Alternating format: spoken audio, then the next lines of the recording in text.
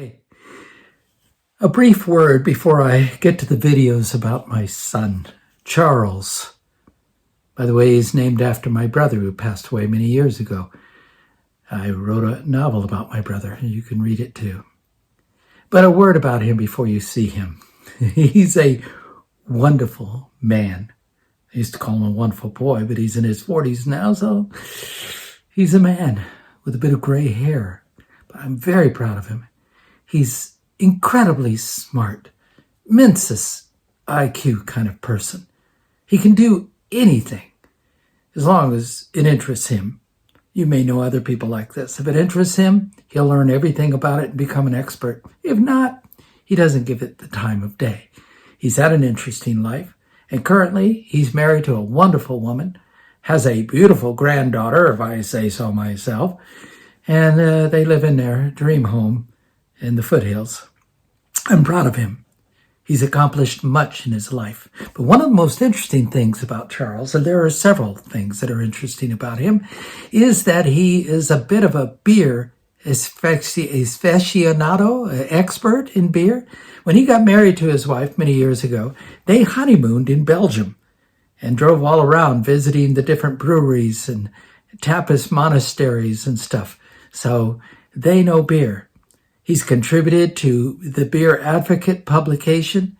I've seen him sit in restaurants and he'll take a beer and it's a new beer and he'll sniff it and he'll taste it, and then he types into his phone to send out a review of the beer, what it smelled like, the nuttiness, the textures, the notes he found in the beer.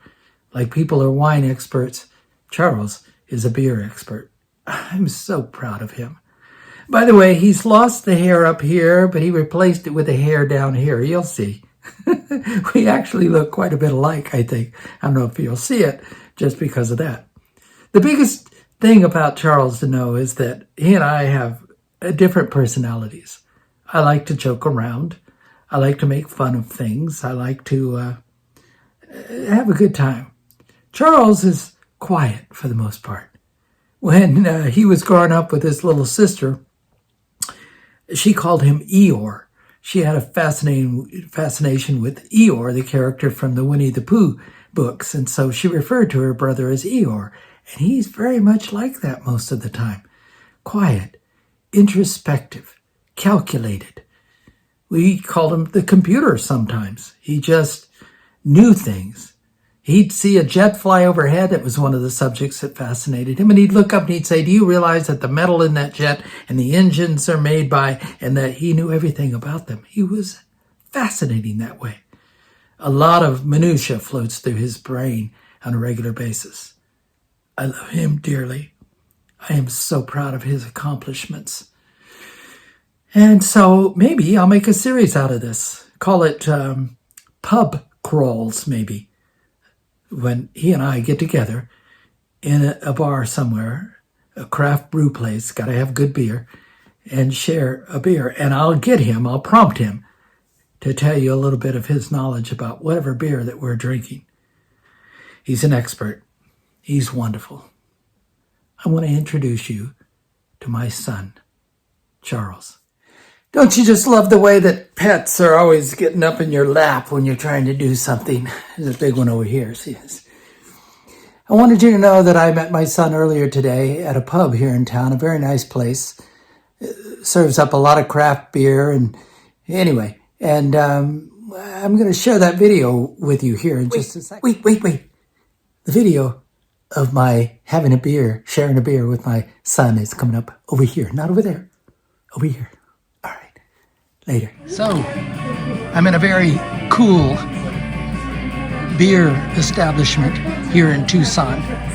It's called the Hop Shop. Wonderful craft beers. In fact, if you look over there, you can see all their taps and their board of different beers. If you look through the window over there, you can see their coolers of more beers and wines and such. They have wonderful outside seating. That's one door, but there are others leading out into a patio. And a lot of bike riders come through here, hang up their bikes in the afternoon. This is very clear very close to what is the Huckleberry Trail. I've already talked about that, and I took you on a bike ride there the other day. I can drop off the Huckleberry Trail and come over here, sit down, have a beer, and then ride home again. I can't have two. You fall off bikes if you have two beers, but just one is fine. I'm actually sitting here with my son. Hang on. This is my son, Charles. He's only 13. Pretty impressive for the beard and everything. He has given us a granddaughter, a wonderful... Now, Isla has some plays coming up, right?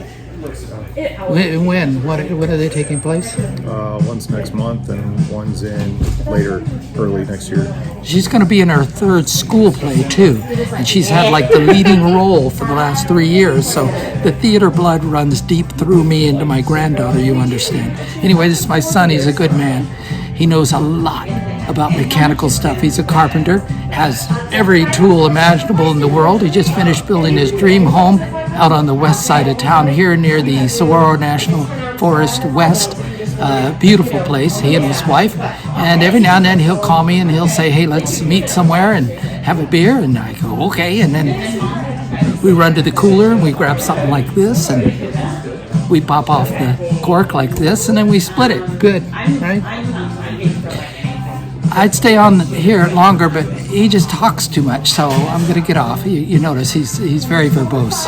Well, the beer we're enjoying right now, I showed you a moment ago, it's a dark beer. And this is what the bottle looks like. Okay, they have taps here, but they also have those beers. And my son has agreed, he's a beer expert. I mean, he honeymooned in Germany and visited a lot of breweries, and he knows all about the Trappist breweries and the best beers in the world. So I've asked him to tell you a little bit about this one, which he has told me the other day he thinks is one of the best beers in the world. So here he is. So it's St. Bernardo Sap 12. It's a 10% ABV. It's made outside of Watu, Belgium. And it's one of the Trappist beers that's made by Trappist monks in Belgium. It used to just be Belgium and the Netherlands. Now it's Belgium, Netherlands, Italy, Massachusetts. There's a lot of Trappist monks that make beer now, but this is one of the original 7. One of the original 6 that's made in Belgium. It's a fantastic beer. One of the more sought after beers than this is Westvleteren, which is only sold in Belgium. I actually think in my recent trip to Belgium, this is a better beer. I think this is only slightly superior, but definitely a good beer. You can find this at major liquor establishments throughout the country, and it's excellent. Very, very good. It's a Belgian quadruple ale. So not a lot of comparable things in the United States to it. It's dark, it's heavy. It's a good beer if you haven't tried it. So. If you ever have any questions about beer, send me a note and I'll pass it on to my son because he's a bit of an expert. Anyway, have a good day. Bye.